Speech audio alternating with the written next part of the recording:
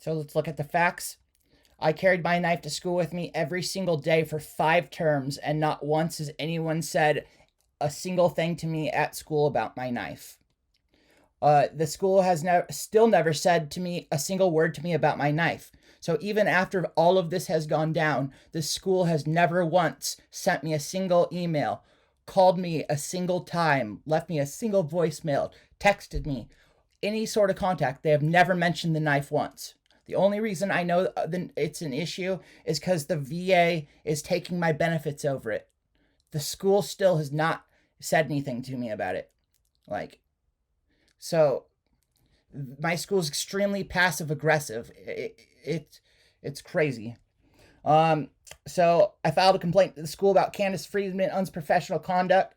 And then the very next day, Candace Freeman said I was threatening students and teachers with a deadly weapon that was against school policy. It seems like a coincidence, but here's the kicker. We know that Candace Freeman lied about my knife being against school weapons policy because we know the policy was not created until 9 days after Candace lied to the VA about the weapons policy originally. The owner of the school then formed a criminal conspiracy to forge a document creating a rift between me and the VA, then got my veteran benefits taken from me. Candace Freeman reported to Veterans Voc Rehab that I was dangerous and unstable and threatening students and teachers with a deadly weapon. If this is true, why didn't she report me to the police? What is Veterans Voc Rehab going to do to protect those poor innocent students that are threatened by my knife? I mean, geez, I hope they're okay. So, why would she report me to Voc Rehab unless it was reprisal for a complaint against her less than 24 hours prior to that question? All right. Why did she wait to report me to Veterans Voc Rehab until after I had already spent 7 days on summer vacation? Yes, I was on summer break when I was threatening students, apparently, from my house.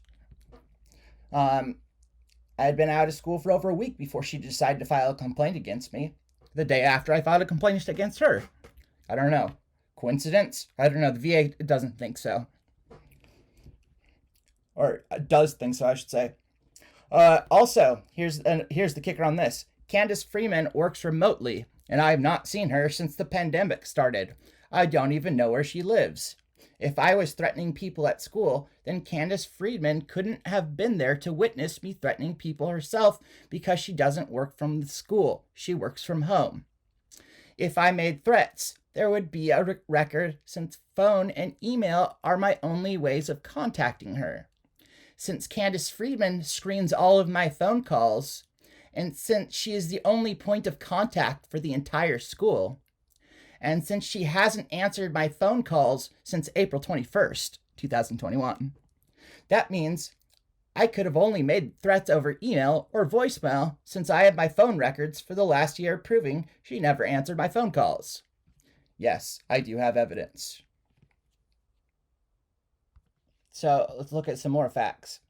So because Candace Freeman screwed me over with my schedule so much last term, I only had 2 classes. Out of those 2 classes, only one of those classes were on-campus classes. That means that I only had one teacher who I dealt with on a regular basis that I, could have been threatening.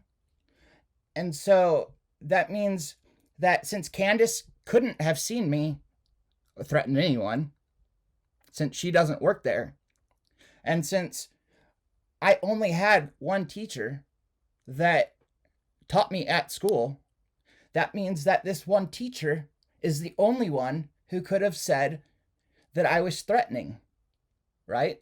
Is everybody following my train of logic here? All right, so get this. So I just always expect everybody's gonna fuck me, so because that's what usually happens. So I prepared for this. So the thing is that on the last day of school, what happened was I brought in hundreds of dollars worth of my most expensive fabric, and I donated that fabric to the school because I wanted to help my school and my fellow students succeed. So I'm an international award-winning painter, abstract painter, and what I started doing is I started printing my international award-winning abstract paintings on fabric, and I am designing fashion with these international award-winning paintings on my fashion. So I don't need all the fabric that I had before, and my friend's grandma died, and she gave me thousands of dollars worth of fabric. And so since I started doing all my projects with my own custom fabric, I decided that I was going to donate that thousands of dollars worth of fabric to the school and to my fellow students because I didn't need it. So on that day that I was supposedly threatening students, what I had done is I had gone through my fabric and I had found my most expensive, my best fabric that I had. Like all the fabrics handpicked, and I got the best fabric I could find, like for my fellow students, and I brought it in that day. So I brought in hundreds of dollars with my best fabric. So that's what I wasn't actually. That's not what I did the entire time, but that's what I did for part of it. So I'm sure I was having to threaten students with my knife to make them take that fabric. That makes a lot of sense. Now, on the last day of school, I had to turn in my final project, but I needed more time to finish a few stitches. So I asked my teacher if she would stay after school with me, and I would pay her for her normal private sewing lessons fee of $45 an hour so I could finish my project.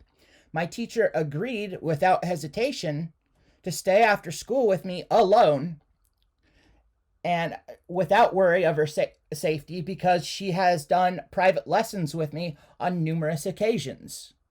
Because, again, she doesn't find me threatening. So she had no problem staying alone after all the other students left. So since I didn't need her help and I only needed more time, and because she had another student coming in for private lessons an hour after my class was released, she decided not to charge me any money at all.